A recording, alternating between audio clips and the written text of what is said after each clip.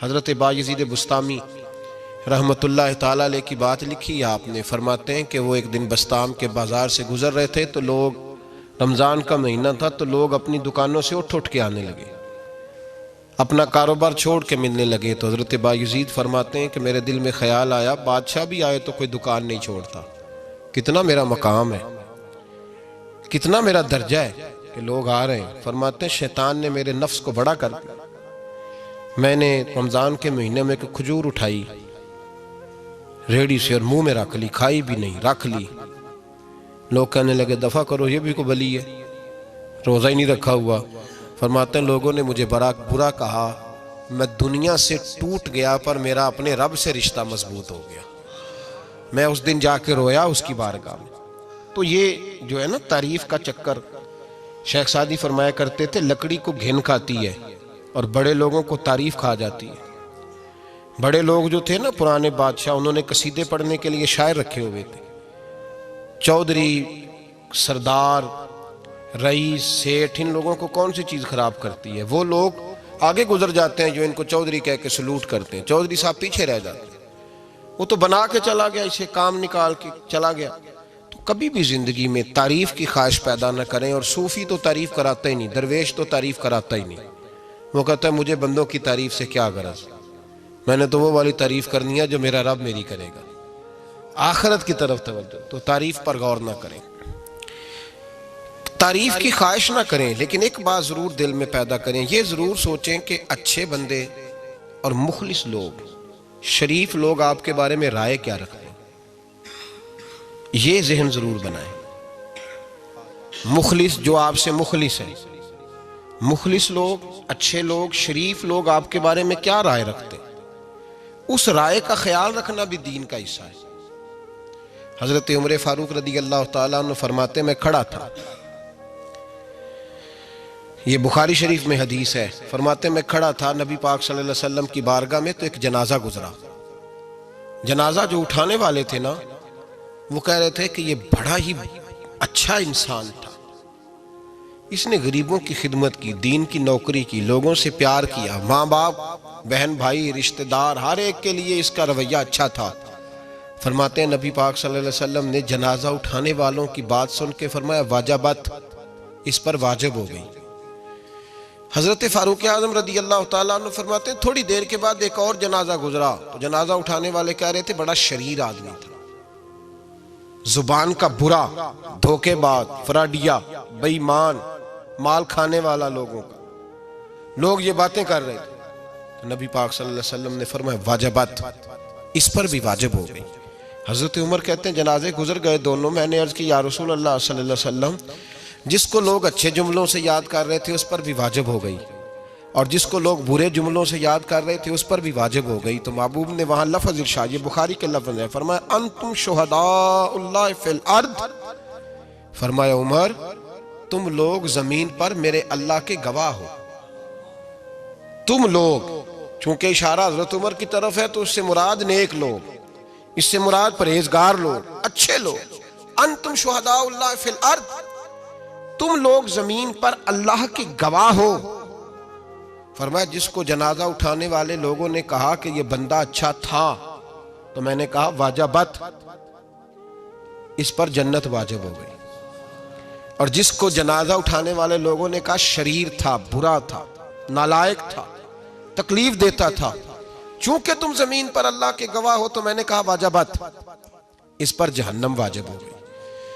اپنے مخلصین کے بارے میں ضرور یہ خیال کریں کہ ان کی آپ کے بارے میں رائے کیا ہے۔ رائے، اچھے لوگوں کی رائے، ہمیشہ مخلصین کی رائے۔ ایک درویش نے ایک عجیب بات لکھی ہے، ہمارے یہاں کہا جاتا ہے نا زبان خلق کو نکارہ خدا سمجھو، اس سے مراد ہر آدمی کی رائے نہیں ہوتی۔ بہت سارے لوگ تو حسد میں آ کے بھی باتیں کرتے ہیں، ان کی رائے یہاں مقصود نہیں، مخلصین کی، خیر والے لوگوں کی۔ اچھے کچھ لوگ تو ایسے ہوتے ہیں جن کی کسی کے بارے میں بھی رائے ٹھیک نہیں ہوتی، وہ جب بھی بات کرتے ہیں یا حسد کی بنیاد پہ کرتے ہیں یا بغض اور کینے کی، ان کی بات نہیں۔ لیکن باقی جو خیر والے لوگ، مثبت جو طبقہ ہے، جو اچھی سوچ کا حامل، وہ ہمیں پتہ ہوتا ہے کون سا بندہ کس طرح کا۔ ایک درویش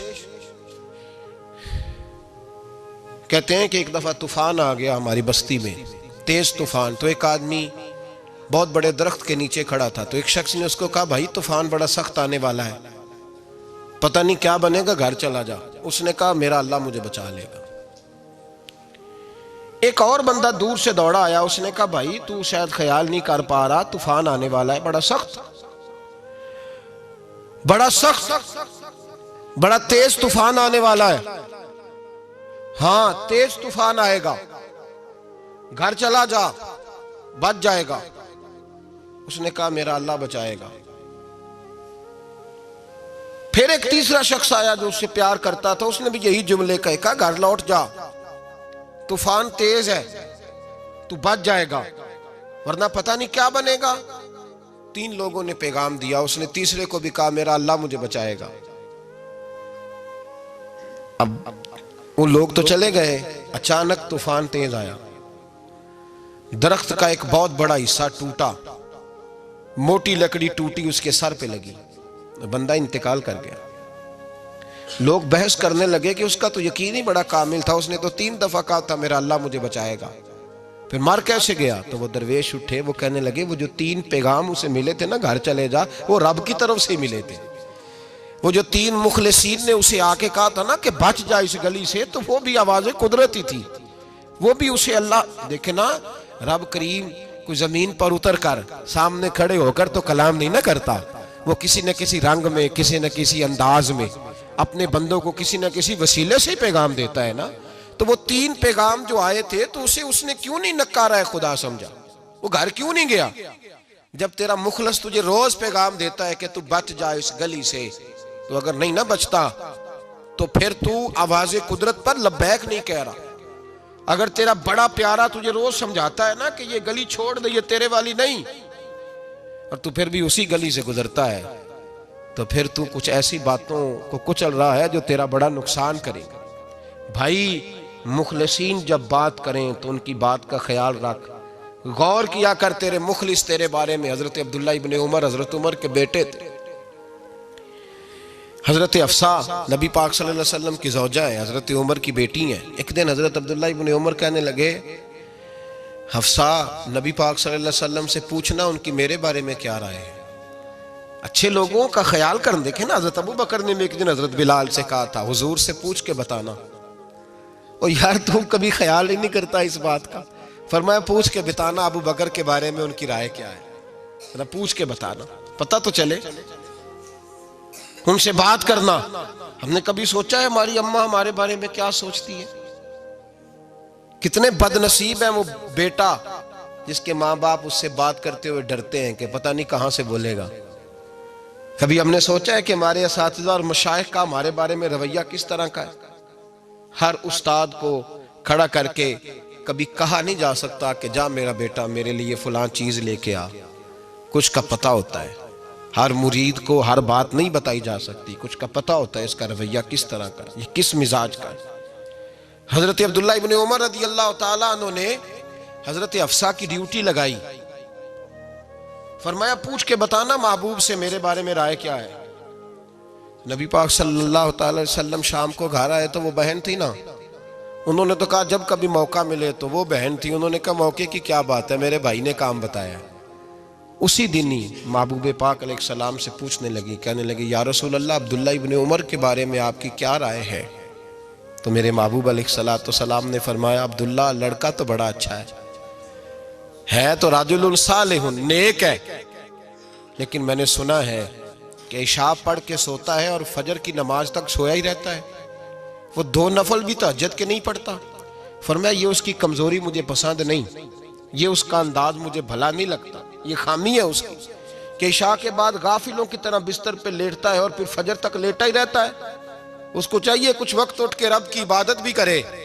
حضرت حفصہ کہتی ہے میں نے کہا کہ بھائی محبوب کہتے ہیں بندہ تو بڑا اچھا ہے پر فجر تک غافلوں کی طرح سویا رہتا ہے. رات پویتے بے دردانو نیند پیاری آوے, درد مندانو یاد سجن دی ستیاں میان جگاوے.